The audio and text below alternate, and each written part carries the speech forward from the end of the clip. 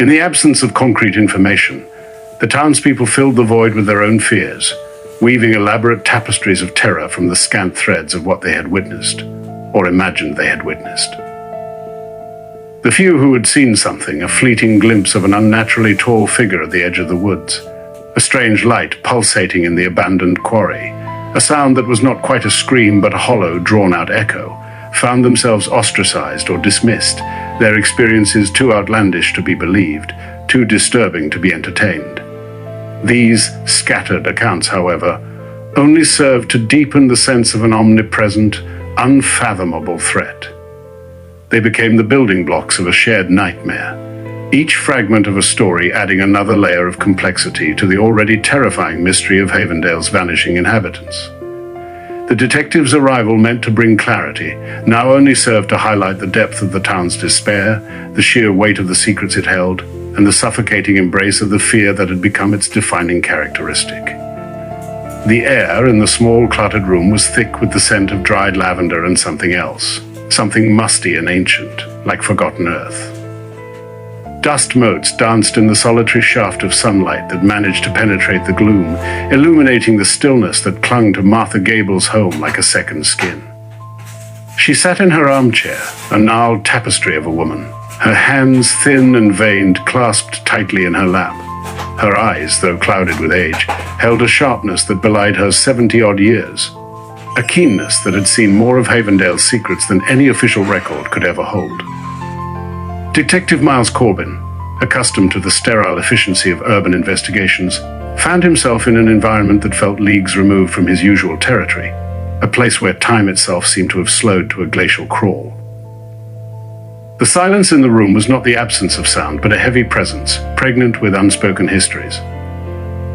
"They say you've lived here longer than anyone, Martha," Miles began, his voice deliberately soft, an attempt to coax rather than pry. He gestured to the worn photo album on the small table beside her, its cover faded and peeling. "Long enough to remember things others might have forgotten." Martha's gaze drifted towards the window, her eyes fixed on something Miles couldn't see. A tremor ran through her frail form, a subtle tremor that seemed to resonate with the very foundations of the old house. Her grip tightened on her clasped hands. "Forgotten," she echoed, her voice a dry rustle like autumn leaves skittering across pavement. "Some things, they don't forget us, detective, they just wait." Miles leaned forward, his detective's instinct prickling. This was not the typical fear of a town facing a crisis. This was something deeper, older, ingrained. "Wait for what, Martha?" A sigh escaped her, a long, drawn-out exhalation that seemed to carry the weight of decades. For the stars to align, for the veil to thin, for the hungry silence to grow. She turned her gaze back to him, and in their depths, Miles saw not just the weariness of age, but a profound, chilling apprehension. This town, HavenDale, it has a memory, detective, a long, dark memory. She shifted in her chair, a slow, deliberate movement that spoke of an effort. "You see these new folk," she continued, her voice gaining a surprising strength. "They come and go. They build their lives, their businesses. They think it's all just earth and trees and sky, but they don't feel it. The hum beneath the soil, the watching in the woods." Miles pulled out a notepad, though he doubted he'd find much to write down that made logical sense. "The hum, the watching, generations ago," Martha began, her voice dropping to a near whisper. "Before the paved roads, before the telegraph wires, there was a different kind of presence here, not of men, not of animals. Something ancient, something that slumbered." She pointed a trembling finger towards a framed, sepia-toned photograph on the wall, depicting a group of stern-faced men in dark suits standing before a crude wooden structure. That was the original town council, they knew. They tried to appease it, to keep it dormant. "Appease what?" Miles pressed, his pen poised. "The Whisperer," she said, the name seeming to coalesce from the shadows. "They called it the Whisperer then. Said it was the spirit of the land, corrupted, hungry. It didn't take in ones or twos, it took in its own time, and it left no trace save for a lingering cold and a silence that went too deep." Her gaze flickered back to the window, a faraway look in her eyes. "I remember my grandmother telling me stories. She was a girl when old Silas Miller vanished, just gone." His axe was still in the woodpile, his stew still simmering on the stove. No struggle, no sign. The whole town searched for weeks. They found nothing. "But my grandmother, She said the air tasted wrong for months after, like metal and decay. Miles scribbled Silas Miller, 1880s, in his notebook.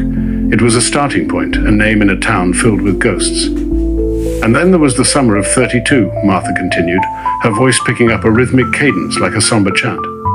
The year the river ran red, not with blood, mind you, it was a deep, unnatural crimson. The fish were all dead, floating belly up. The animals wouldn't drink from it. The elders, they gathered at the old oak by the creek. They performed rituals, chanted words I didn't understand then, and still don't fully grasp now. They said they were singing the whisperer back to sleep. Rituals, chanting. Miles repeated, his brow furrowed. Who were these elders? The keepers of the old ways, she answered, her voice tinged with a reverence that unsettled him. Those who listened to the land, to the whispers. They understood that HavenDale was built on something foundational, something that demanded respect, or it would take. She paused, her breath catching in her throat. My own father, he was one of them. He never spoke of it directly, but I saw the worry etched on his face. He'd go out at night into the woods with the others. They'd carry lanterns, but the light seemed to shrink from them, as if it was afraid too. Miles felt a prickle of unease crawl up his spine. He was trained to deal with human motivations, with greed, jealousy, anger. This was different. This felt like stepping into a folktale, a dark myth spun from the fears of isolation. What happened after these rituals? He asked, his voice barely audible. For a timepiece, Martha said, a faint smile touching her lips, a ghost of a memory. The river ran clear again. The woods felt lighter, but the cost was always there. A quiet unease that settled in the bones of the town, a reminder that the balance was precarious. She looked directly at Miles, her sharp eyes pinning him. And now the silence is back, deeper than before. And the whispers, they're not just in the woods anymore, they're in the empty houses, in the spaces where people used to be. You believe these disappearances are connected to what happened back then? Martha gave a slow, deliberate nod. The hunger returns, the old cycle. They think they can ignore it, pretend it's not real, but it is. It always has been. This land, it remembers. And when it remembers, it demands to be fed. She gestured to a small, intricately carved wooden box on a shelf. My grandmother gave me that, said it was a ward against the things that walk in the dark. She told me never to open it, never to let it out. Her voice trembled. I haven't opened it in 50 years, but the longer this goes on, the more I feel its presence, a coldness that seeps from the wood. Miles studied her, a mixture of skepticism and a dawning, chilling curiosity warring within him. He'd heard of folk remedies, of superstitions, but Martha's conviction, the palpable fear that emanated from her, was unlike anything he had encountered. It was the fear of someone who had witnessed, or at least deeply felt, the echoes of something truly ancient and malevolent. When did you start noticing this? Harm, he asked, deliberately using her word. This feeling that something was wrong, even before the disappearances became widely known. 22. Martha closed her eyes for a moment, as if reaching back through a fogged-up window of memory. It started subtly, a few months ago. The birds, they stopped singing, not all at once, but gradually. One day you'd notice fewer sparrows chirping in the eaves, then the robins would be gone. It was like the sound itself was being siphoned away. And the silence that replaced it, it felt heavier, expectant. She opened her eyes, and they held a haunted quality. Then the animals. The deer stopped coming to the edges of town. Even the squirrels seemed skittish, always looking over their shoulders. And the dogs, the dogs. They'd howl at nothing, at the empty fields, at the trees. A mournful, ceaseless sound that went on for hours. It was like they could sense the shift, the encroaching darkness, long before we humans did. She took a shaky breath. And the weather? It's been strange. The fog. It rolls in so thick and fast, even on clear days. It doesn't dissipate like normal fog. It lingers, it swallows houses. And it smells, it has a smell. Like damp earth and something. Spoiled. Something rotten, but not of this world. Miles made a note. Unnatural fog, strange smell, animal behavior changes, avian silence. These were details that, while not directly pointing to a human perpetrator, painted a picture of a town steeped in an unsettling atmosphere. And the whispers you mentioned, he prompted. Martha leaned closer, her voice barely a breath. I hear them, Detective. Sometimes when the wind dies down, tiny, sibilant sounds just at the edge of hearing. Like secrets being shared in a language I don't understand, but that chills me to the bone. They seem to come from everywhere and nowhere. From the empty houses, from the darkened woods, from the very ground beneath my feet. Her hand trembled as she reached out, her fingers brushing against the rough tweed of his jacket. It's the same feeling my grandmother described. The same dread.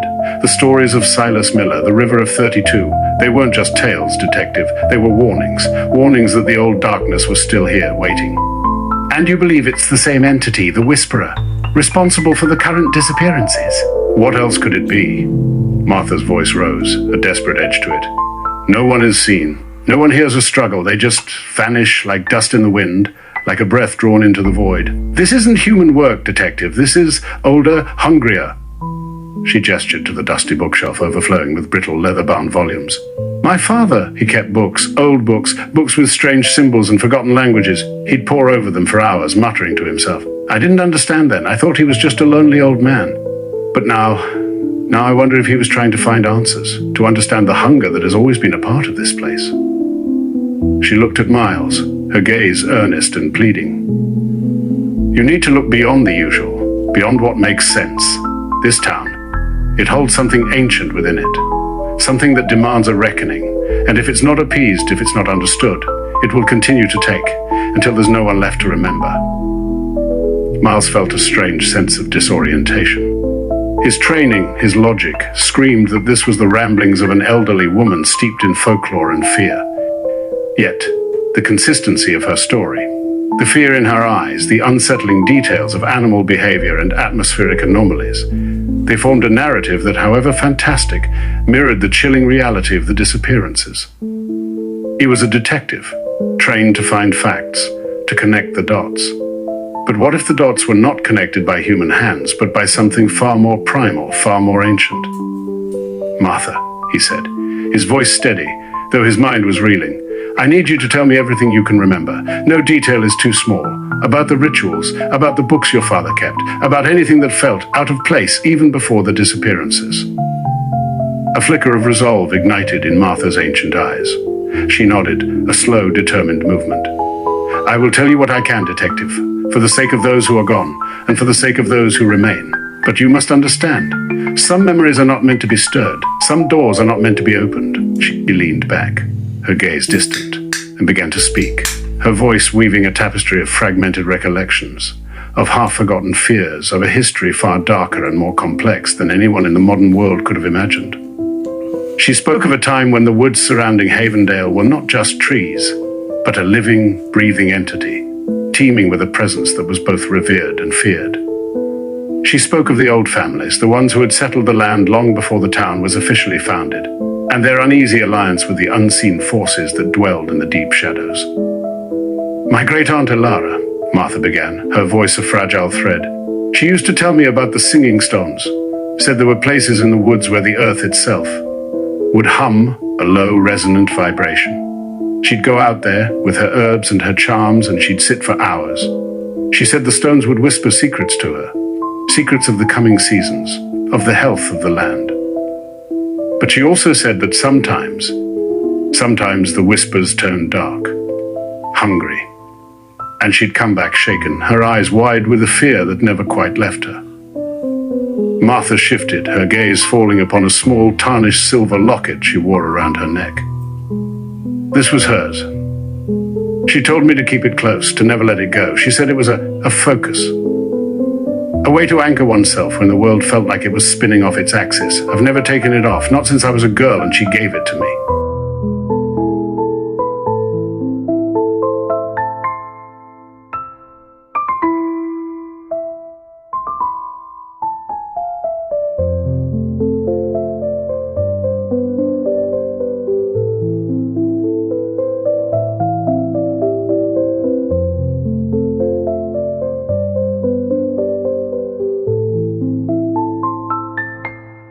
Thank you.